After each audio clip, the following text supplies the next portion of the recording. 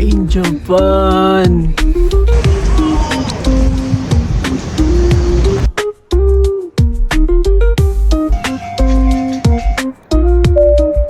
Actually, that day nung umalis. Okay. Gusto ko lalagasan ka agad tayo.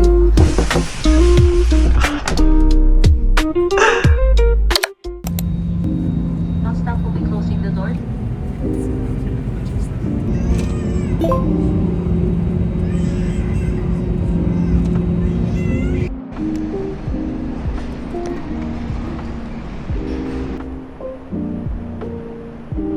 Okay, it's been a while since I traveled alone. Chicago was my last. So to start this diary, I just wanted to say I didn't expect that being somewhere new again would make me feel this familiar, kind of lost. Not the scary kind, just the kind that makes you pause and ask yourself, where are you really going?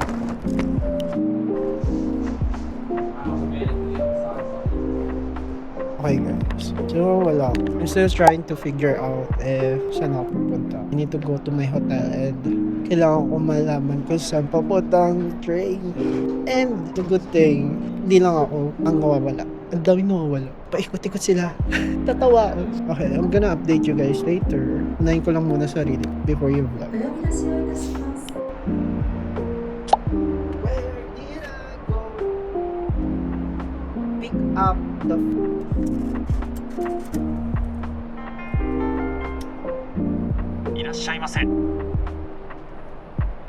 Welcome. sobrang dali lang.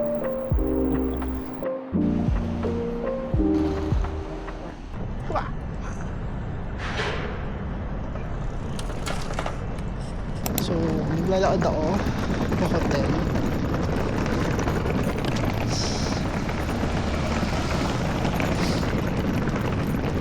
This is such a good experience guys na gusto kong mag-taxi in a way pero gusto ko ito yung maranasan. Okay, we're gonna tawid. Okay, dahil lokalis tayo. Local tayo dito.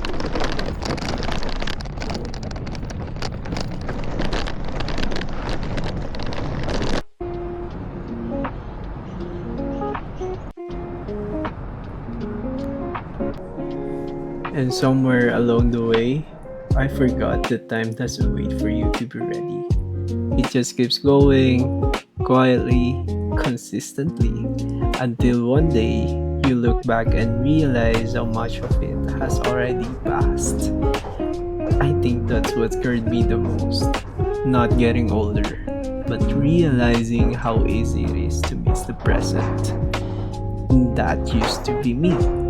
Always thinking about what's next, what more I could do, what else I needed to become.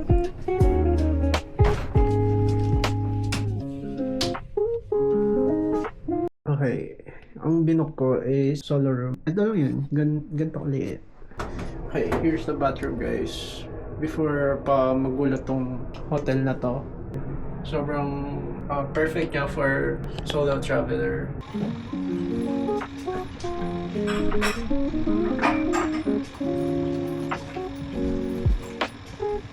I don't want to keep living like I'm always chasing something at the cost of experiencing what's already here. So I did something different this time. Something unfamiliar. Something uncomfortable. Okay guys. Medyo pumangit yung buko. Okay, before tayo pumuntang Fuji, magbe-breakfast lang tayo around here and not sure kung anong food, kahit ano lang makita ko dito. So hopefully masarap siya.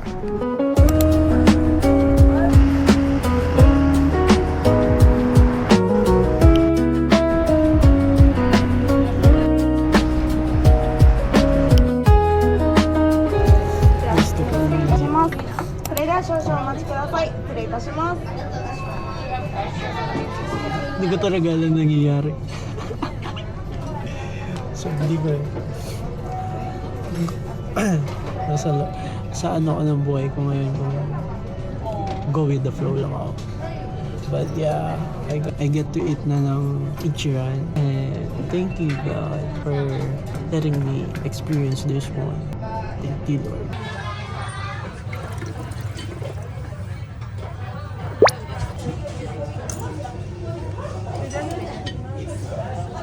Arigato.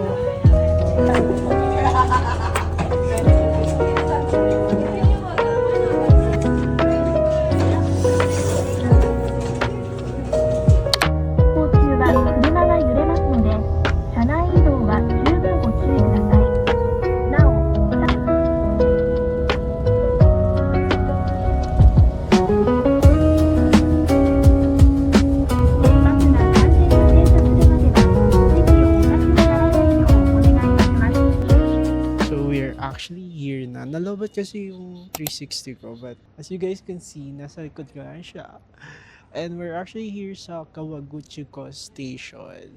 Sobrang ganda nyo guys. Hindi ako makapagpa-picture sa Lawson. Sobrang daming papapicture dun. But yeah, hindi naman ganun katagal yung yung biyahe. But it's only 2 hours from Shinjuku guys. Like literally sobrang cheaper pag dun talaga kayo. So may Bus Express na station. Mas mura doon, it's around 800 pesos lang. One way lang yan. So you have to buy na ng pabalik kasi nagkaubusan. Baka hindi na kayo makabalik pag hindi pa kayo bumili ng pauwi nyo. So yeah. Ang ganda niya. So we're gonna go around lang. Cut the 7-Eleven. Ganda ng araw. Then, here is the Lawson. So, ayan. Magkatabi lang sila. Ito yung, basta yung 7-Eleven. Then, ang dami nagpapapicture. Ayan yung pila, oh. Then, ayan yung mga photographer nila. So, paano tayo, dyan? So, okay guys, so gagawa tayo ng paraan, hindi pwedeng masayang tong punta ko dito. Good thing we have our tripod. So, meron ako nakita guys, may tripod. Kala ko ako lang, pero magkasama kasi sila, so ako lang yung mag-solo. Papakita ko sa inyo ang matapang na tao.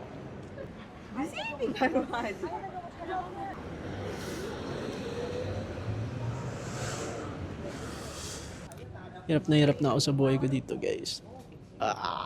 So, I'm gonna let you guys see yung nasa harap ko kanina. Yan sila. Tiyatawanan nila, oh. Pero may nauna sa akin, like, they're couple and may tripod sila kasi ayaw na din ata nila pumila in a way. And I think same sa akin. And we found another spot.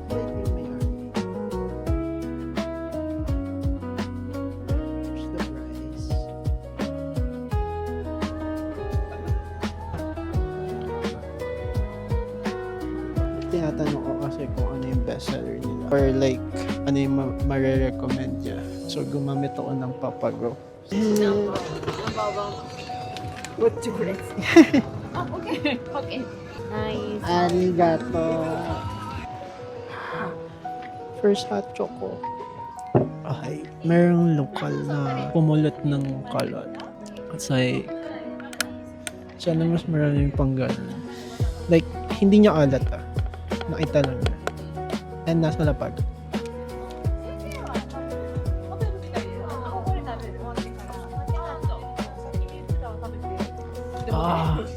Okay, dito lang yun sa may Mount Fuji.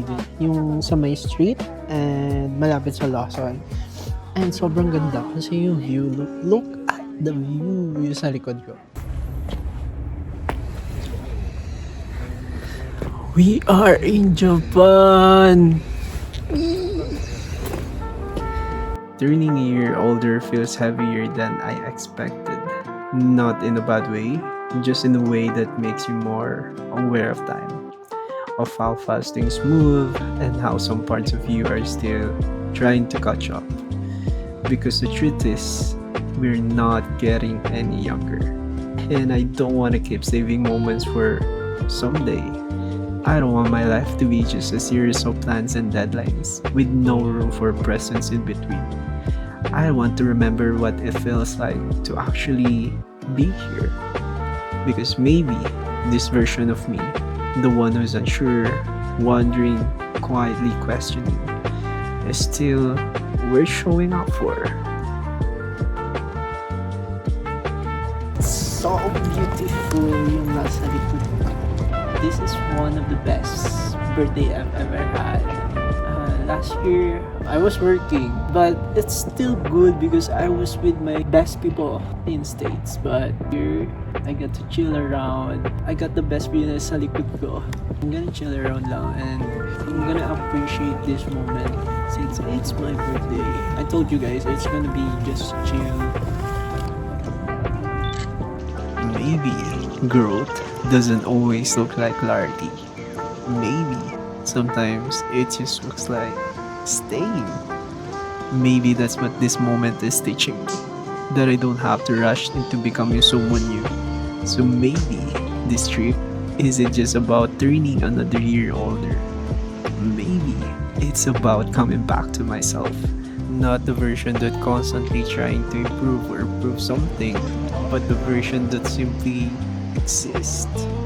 I could just be here. And maybe for now, that's enough. Because maybe, just maybe, learning to be that person is the beginning of finally we called living.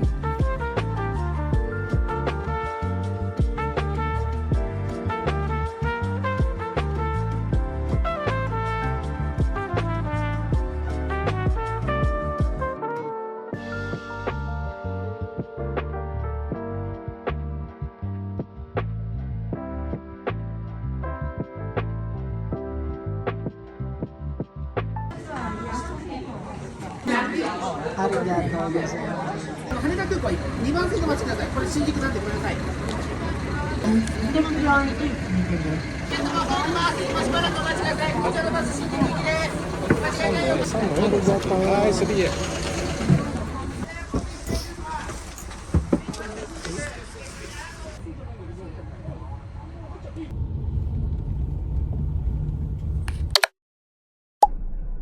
Okay.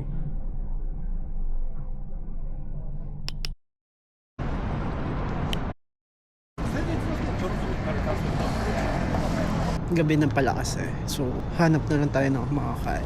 At tatlong patong ako for tonight. And, let's see kung makakain tayo. Hindi naman ako ganun kagutom. Pero, gusto ko lang explore din yung neighborhood. Okay. Pupunta na tayo. We're gonna go to Bottega Veneta. Let's see. I think first night pa lang natin malalagasan ka agad tayo.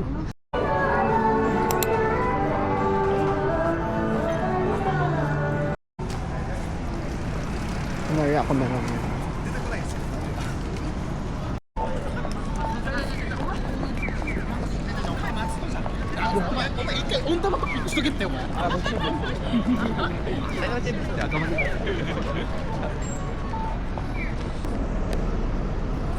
Ayun guys, kaka-vlog ko.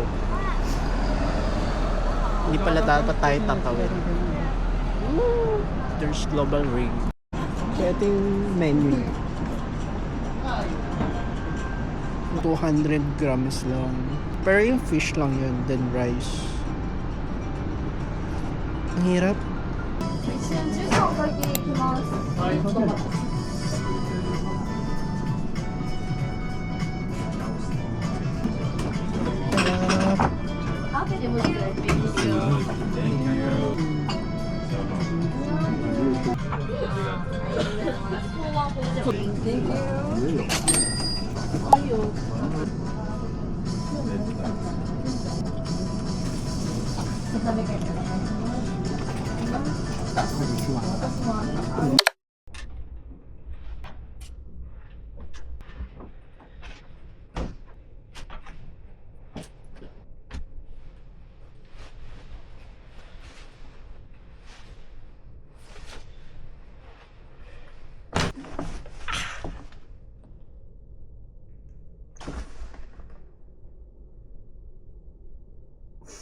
Never thought in my life na makapunta ako dito with my own money.